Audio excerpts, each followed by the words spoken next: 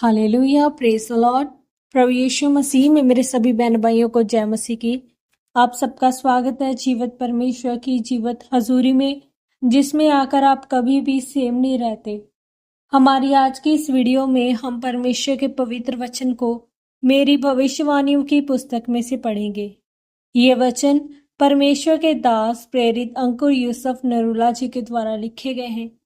इन वचनों में पवित्र बाइबल में से गहरे भेदों को बताया गया है और हमारा ये विश्वास है कि जब आप पवित्र वचन के इन गहरे भेदों को सुनेंगे और इनके अनुसार अपने जीवन को चलाएंगे तो सचमुच आप अपनी टेस्टमनी की ओर बढ़ेंगे और परमेश्वर की आशीषों को अपने जीवन में ग्रहण करेंगे। तो पूरे विश्वास के साथ इन पवित्र वचनों को पूरा सुने। आज का पवित्र वचन, बुद्धि का वरदान। जैसा कि परमेश्वर के पवित्र वचन मत्ती 22 अध्याय उसके 21 वचन में लिखा है, तब उसने उनसे कहा, जो कैसर का है वह कैसर को और जो परमेश्वर का है वह परमेश्वर को दो। मेरे प्रियो, प्रभु यीशु मसीह को फंसाने के लिए फरीसी और सदूकी लोग उसके पास आए और बोले कि अच्छा, यीशु मसीह जी हमें कर देना चाहिए या नहीं। अगर प्रभु यीशु मसीह बोलते कि हाँ देना चाहिए तो सारे इजरायली उनसे निराश हो जाते कि वह एक इजरायली होकर रोमियों की तरफ है जो हमारे ऊपर कर का बोझ डालते हैं। अगर यीशु मसीह बोलते कि नहीं देना चाहिए तो वह लोग राजा के पास जाकर उसकी चुगली करते कि देख राजा, यीशु तेरे खिलाफ लोगों को भड़का रहा है। पर यीशु मसीह ने कहा कि एक सिक्का मुझे दो। तब उन्होंने सिक्का यीशु मसीह को दिया। यीशु मसीह ने कहा कि सिक्के के ऊपर किसकी मूरत है? उन्होंने कहा कि कैसर राजा की। तब यीशु मसीह ने कहा कि जो राजा का है वह राजा को दो और जो परमेश्वर का है वह परमेश्वर को दो। ये बुद्धि का वरदान था।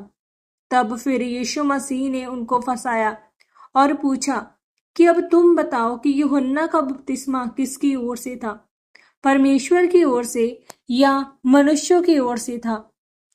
अब अगर फरीसी सदूकी सभी लोगों के सामने बोलते कि परमेश्वर की ओर से था तो वह फंसते कि फिर तुमने विश्वास क्यों नहीं किया। अगर वह कहते कि परमेश्वर की ओर से नहीं था तो वह तब भी फंसते, क्योंकि लोग उनके खिलाफ हो जाते, क्योंकि लोग जानते थे कि यूहन्ना प्रभु की ओर से था। इसको बुद्धि का वरदान कहते हैं। याद रखें, लोग आपको फंसाने के लिए आएंगे। अगर आपके अंदर बुद्धि का वरदान होगा तो आप फंसेंगे नहीं, बल्कि आप उनको फंसाने वाले होंगे। पवित्र बाइबल बताती है कि दानियल के अंदर बुद्धि का वरदान था। जब बेलशस्सर राजा ने यहोवा के भवन के बर्तनों में नशा किया तो उसके सामने एक हाथ प्रकट हुआ और उस हाथ ने दीवार के ऊपर कुछ लिखा जो राजा को समझ नहीं आया। तब राजा ने ज्योतिषियों, तंत्रियों, कसदियों को बुलाया, पर कोई भी उसका अर्थ न बता पाया। जब राजा को दानियल के बारे में पता चला कि उसके अंदर समझ और सपनों का अर्थ बताने की और कठिन बातों का अर्थ बताने की बुद्धि पाई जाती है, तो राजा ने दानियल को बुलाया और दानियल ने उस हाथ से लिखे हुए लेख का अर्थ बताया।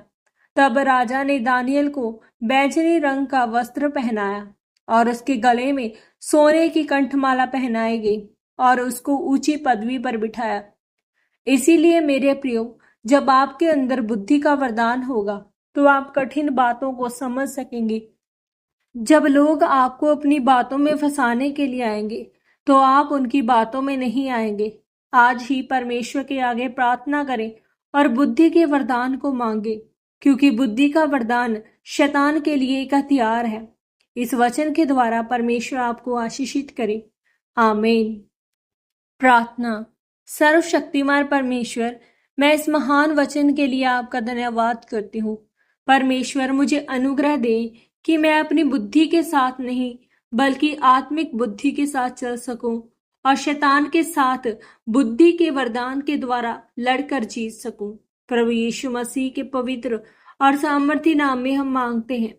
आमीन, आमीन और आमीन। आज के इन पवित्र वचनों के पढ़े और सुने जाने के द्वारा और इन पर मनन करने के द्वारा परमेश्वर आप सबको बहुतायत से आशीषित करे। सबको जय मसीह की। God bless you all.